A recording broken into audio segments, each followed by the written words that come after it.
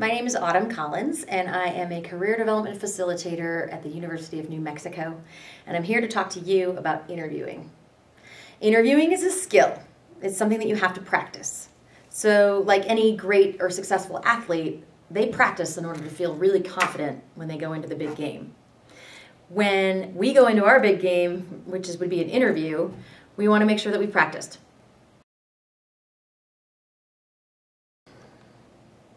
You get to frame how you get to tell your story.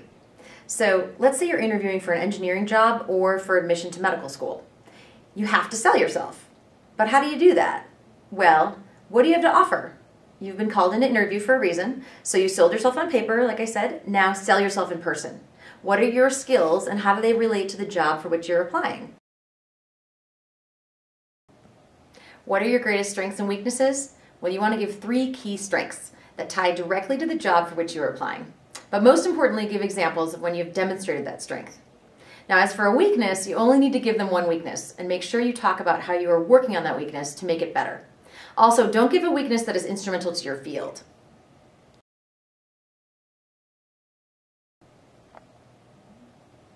The interviewers want to hear you talk about your experiences, and that leads me to what are called behavioral questions. Behavioral questions are the idea that your past behavior predicts your future behavior. So an example of a behavioral question is, tell me about a time when you had a difficult customer, or tell me about a time when you took initiative.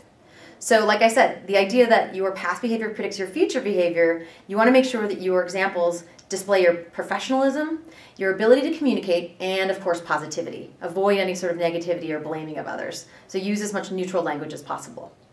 Also, you want to use what's called the STAR technique. So use the STAR technique, and STAR are the letters to this acronym. So the S stands for situation, so describe the situation. The T stands for task, so what task did you have in front of you? The A stands for action, what action did you have to take? And the R stands for results. Don't forget the result. Come see us, UNM Career Services. We do videotaped mock interviews.